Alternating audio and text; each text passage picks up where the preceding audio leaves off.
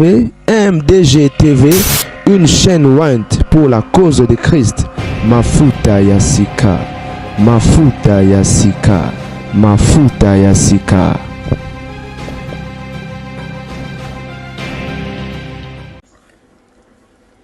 Salut les amis, certainement vous allez très bien.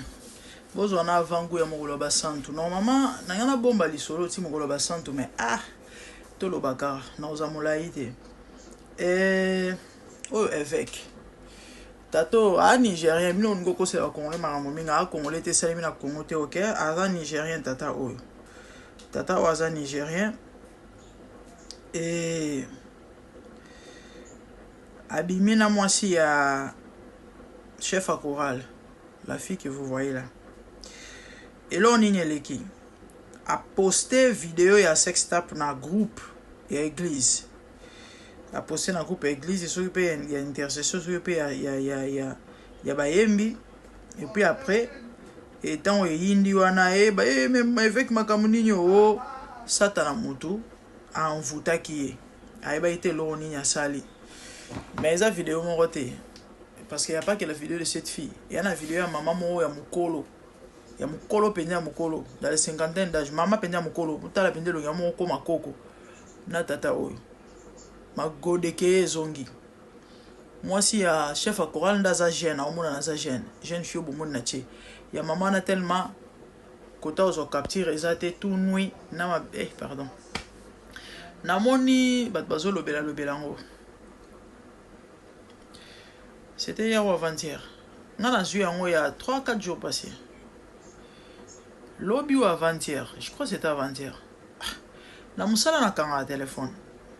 Na baton na muna ba nga déjà ko zona na tonga ils a passé. Et so benga na tonga swinga ils a vraiment difficile. Ba weekdays. Weekend peut-être. Du lundi à vendredi nga na musala. Je sors le matin à 8h.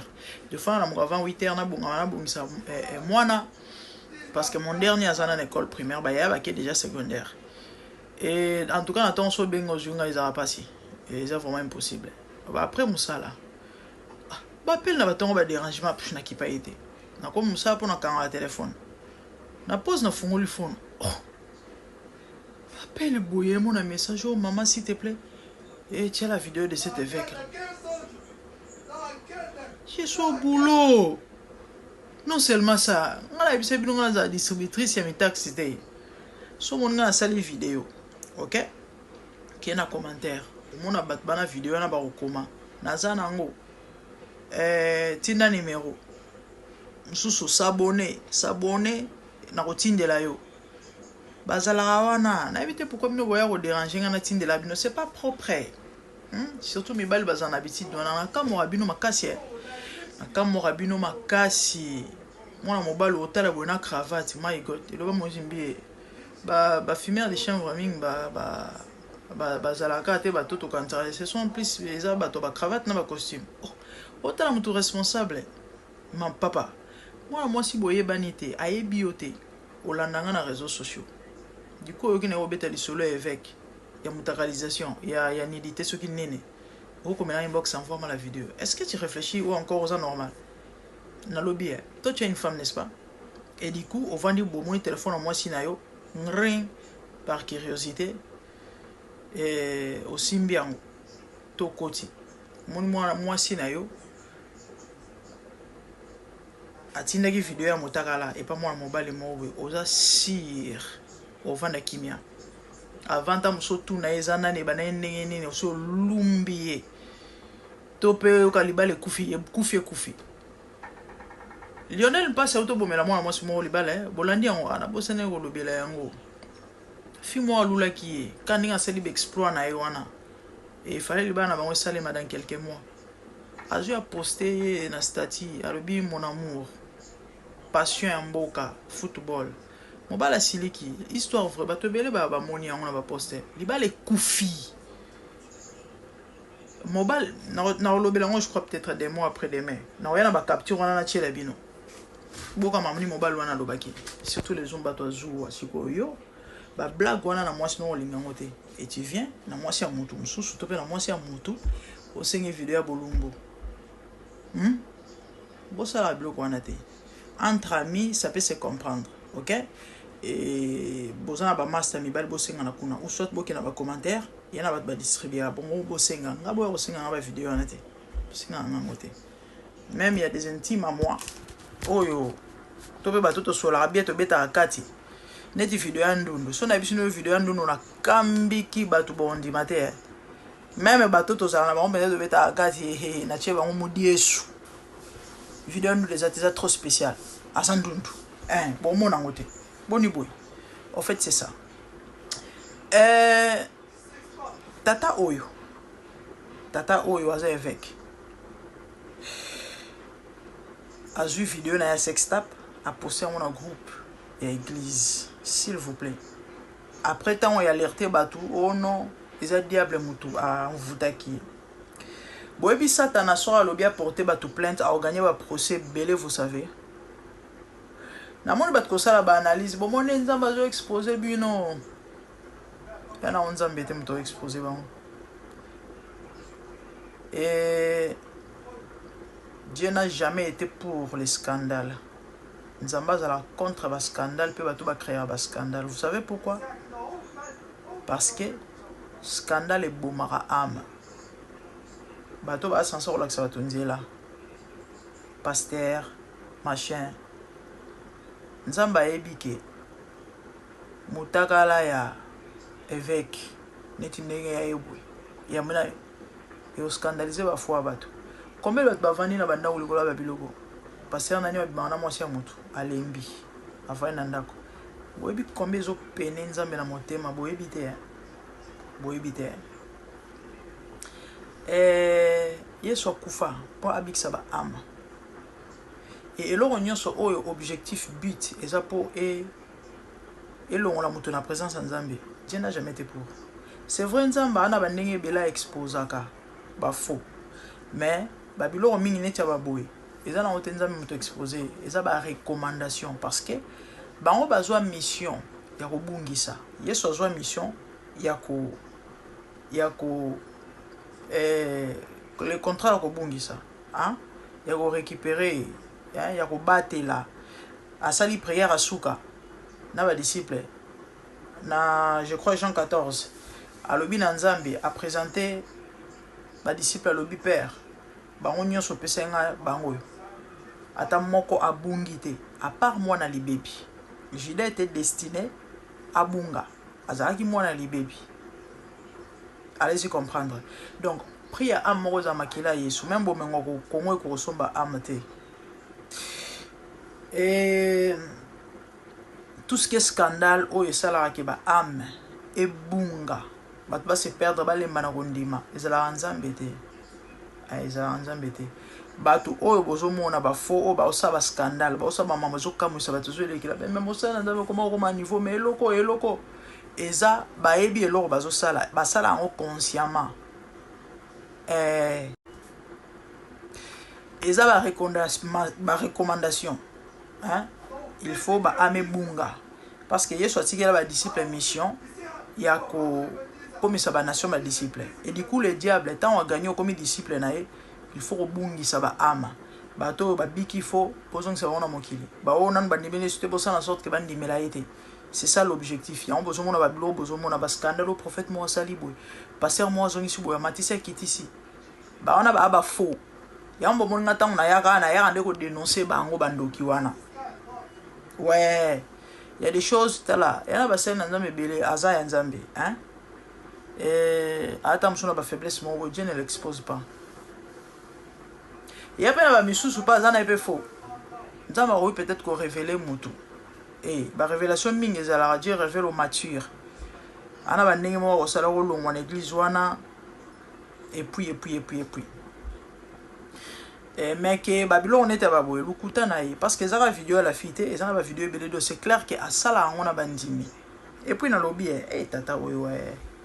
Bon mon expression faciale hein moi ça zoka pas si ba français ba benga ngo l'amour c'est faire l'amour est doux l'amour est olembe seke l'amour est tendre eza bolingo malembe doucement a baby si longo die kewa ya zoka bien tout bane otala moi sur longo modèle la baby si azoka pasi bani on a okele mawe neta lela avec azo tout a sora melai biloko nini Seigneur Jésus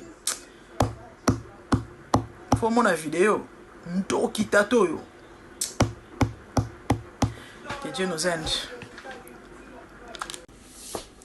La famille na auto sa analyse moko wa ya avec oyo en fait et ba jeune ouais parce que dans la vidéo mususu batindelinga eza au fait ba image il y a différentes basi donc on a moni 3 moi si ya chef à chorale bazolo baza jeune fille na moni ya jeune fille mususu a moi mukolo par rapport au on a puis na moni ya maman moi ya mukolo ya maman Coco mususu bazo piper bazo sale pipe bazo sale bizarre bitala ngondo monene encore nigérien mususu azo tout à moi wana wa baby si elongi malembe ko papa malembe tout on dirait problème mais non oh mais ça pour un plaisir non pour un sentiment et comment elle rendre na bagarre oh là là c'est compliqué baby si elongi donc en fait elle va gêner ya ba jeune ya sala ngona baba si abatu siko baba tu neti baba to boye to exposer te to lobate o ka muta basa ya njambe o mosala nzambe basi abatu nakata église yo azolala la ba ngo benga muto na mosali ya nzambe obike mino bo manka nzambe respect est-ce que boyebi que vous manquez du respect à Dieu mosali ya nzambe donc représenter nzambe ako permettre to ko tinda mosali Nzambe, évangile échangea, évangile béba. Est-ce que vous savez que Moutou Nzimeli Yesu Ouana Molimo Monsanto Ouana intimité dans Nzambe. Donc, Moussa, parce que tout serviteur de Dieu, Moutou Bengami Moussa et Nzambe. Plus grave, oiseau Kambabatu. Moutou, la ordinaire. C'est une personne qui est remplie du Saint-Esprit. C'est une personne qui a l'intimité avec Dieu. C'est une personne qui a azana expérience nanza. Est-ce que boyebi ke mutu oyo azana molimo na nzambe oyo atambola na nzambe akamba na molimo nzambe Bible zoloba tous ceux qui sont conduits par l'esprit de Dieu sont fils de Dieu et du coup il y a manifestation il y a bomwana na nzambe en d'autres termes vie à lisumu impossible et cause à vie na été boyebara te so boyebaki de boya ko défendre bandoki lola ba Daniel te que Dieu vous pardonne boyeba romona nzamba ko beta bino te boyeba te boyebi na bino te différence aux ala mwana nzambe na mopagano boyebi na bino te c'est quoi kozala mwana nzambe Bible zoloba livre 1 Jean na lingara passage wana makasi 3 allez méditer et différence entre moi na nzambe na mwana satana eza semence eza kati na bango moto na semence nzambe semence wana poussake kana malamu jamais moto na semence nzambe semence wana ko poussera sala mabe impossible so moni moto azana vie à salité à bosoto il n'a jamais connu Dieu dit la Bible semence ozo pousser ala la rabasi ya bato ya diable ya satana mais ba se déguiser ba lourd ravisseur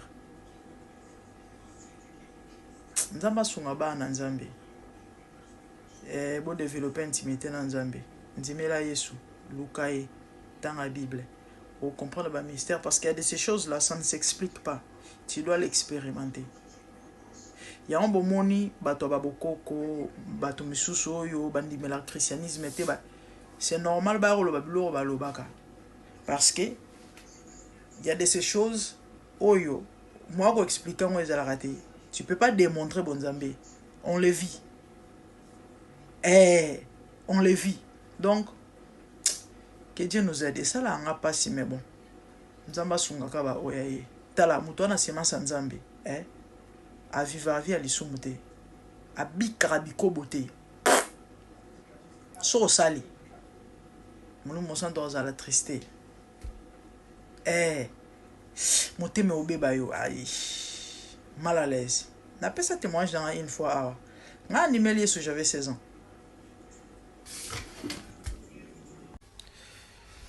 Nabano loba. Nandimela Yesu, j'avais 16 ans. Ok? Avant mes 16 ans, bon, moi goûté na goutaka, mais aki abata na biso wana, ezani ba na 16 ans le loté à Congo. Ah, mais à mes marbatata ba 50 ans, non, non, non. Nous à notre époque les aki, moi ba amour scolaire, ba flirt, hein, mon mungo bomeki mais eza penzate à fond. Voilà, c'était ça. Donc expérience nangai ya sexe, c'était par rapport à ça. Et il y a l'icolo. Alors, de 16 à 21 ans, je me suis marié à 22 ans. Avant la balle, avant la coutana papa bananga, et arrivera au Tolobara, au Kouei. Imaginez, 5 ans. Vous savez ce qui s'est passé? C'était un samedi. Le dimanche, n'a qu'à 19 ans, na bilongité. Na on dit ba mona kinga, culpabilité. C'est ça être enfant de Dieu. Ah oui, moi n'ai jamais à l'aise dans les soums.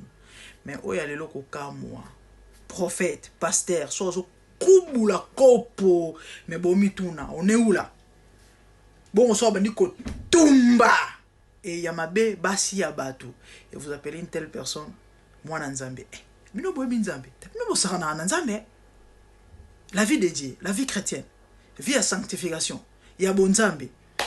Ouf, nzamba son évangile en fait ba bebisa yango yango moni bato ba osambela lelo lilobo ba yokaka ezala penza yango te la parole pure ezo sala ke le fait ba comprendre mambo malamu te ba zo se retrouver dans la sauce, hein, dans nabuzo ba na marambo mabe na nyonso et du coup mais nzamba okamawa asangolu na bana ye oya solo aya songa église esala nga pasi mais bon tout semble la nzamba songa parce que boy ça ne va pas, ça ne va pas. Et du coup ba disciple to bato bazo ba mon année que non est anormal un serviteur de dire qu'on vivre vie oh non non non non, c'est pas biblique.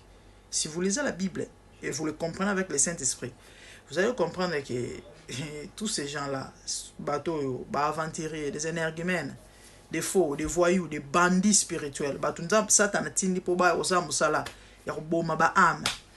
Que le Seigneur veille sur nous. Yaya, vis ta vie avec ton Dieu. Les arabes personnels. Dimela Yesu. Lukai. Moi j'ai évolué seul dans ma Nzambe. Et ba serviteur vélo to ebani to sola ba to na koto ya surtout na mboka poto so ba tuningai na Dimela Yesu na naza mondimi ya poto bandima ati. Ouais, nazo mongolu. Les amis, je disais nana c'est là quand je dis mon poto, en fait j'ai rencontré Christ en Afrique, en Angola, mais j'ai pendant voyage dans 2002 en Angola, dans début j'ai mars avril, dans décembre on a voyagé dans l'Europe, ok, donc ça juste quelques mois. Et en Europe, bato belo ba fana na poto ba yebi poto. Ba ndimi poto na Congo ba ki ba zalande mote.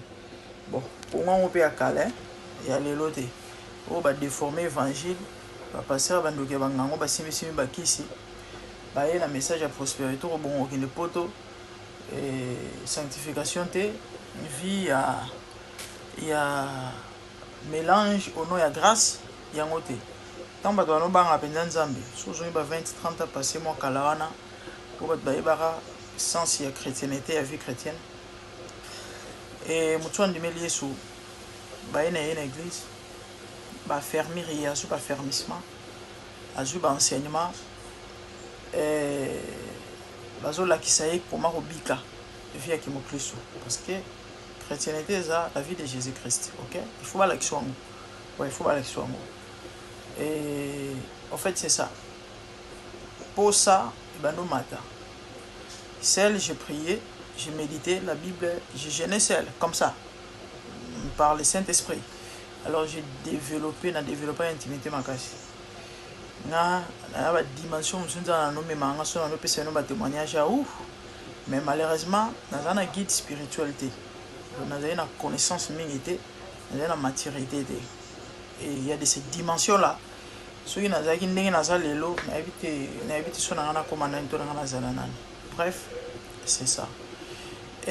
Na baeglise apoto soki ezala différent baenseignement banini ekomi nde ya moko kala ezalaka mpenza te omona bandimi ya poto bazalaka mwa babela te. Voilà, malheureusement ngonga. Je vis le Seigneur assis sur un trône très élevé, et les pans de sa robe remplissent les temples. Les séraphins s'étaient au-dessus de lui et criaient l'un à l'autre, disaient Saint, Saint, Saint est l'Éternel des armées. Toute la terre est pleine de sa gloire. Dans les cieux des cieux, là où vivent les rois, il y a des créatures qui l'adorent et les louent.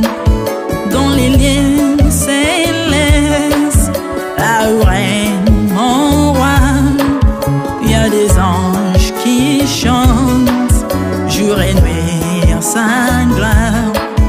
Les 24 vieillards et les 4 êtres vivants, ensemble avec les anges, chantent ensemble en air. Ils ont réussi l'homme d'adorer les rois, car il est l'unique, le seul vrai Dieu. Seigneur, reçois favorablement les paroles de ma bouche, car les portes furent ébranlées dans leur fondement par la voix qui retentissait, et la maison s'était remplie de fumée. Glorifie-toi. Dans les cieux, sur la terre, même sous la terre, tout est langue confesse que Jésus est Seigneur, car il est élevé au-dessus de toutes choses, et son nom est au-dessus de tout nom. Jésus, je m'avance devant toi, oh mon Dieu, mon roi, unissant ma voix avec ceux des anges, en jetant nos couronnes et des coups pleins de parfums odoriférants, nous rendons gloire.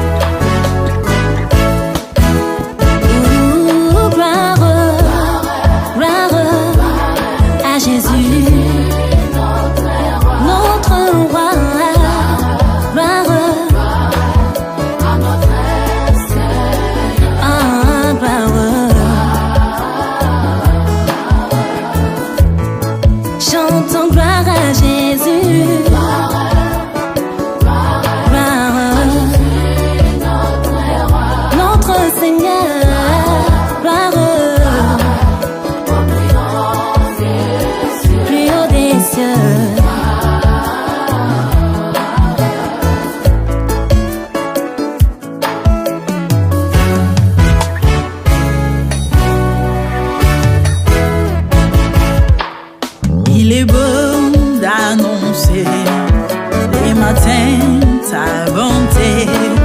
Voici mon sacrifice, la louange de ma bouche, les fruits de mes lèvres qui confessent ton nom en poussant des cris, car tes œuvres sont grandes.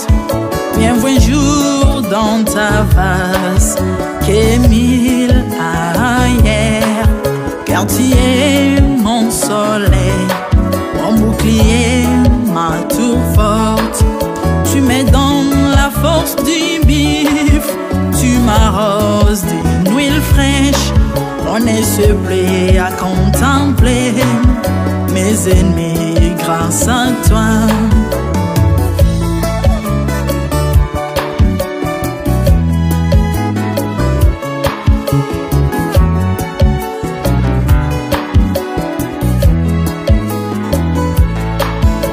Prospère dans tes parvis, je porte des fruits, même dans ma vieillesse, plein des sèves verdoyants.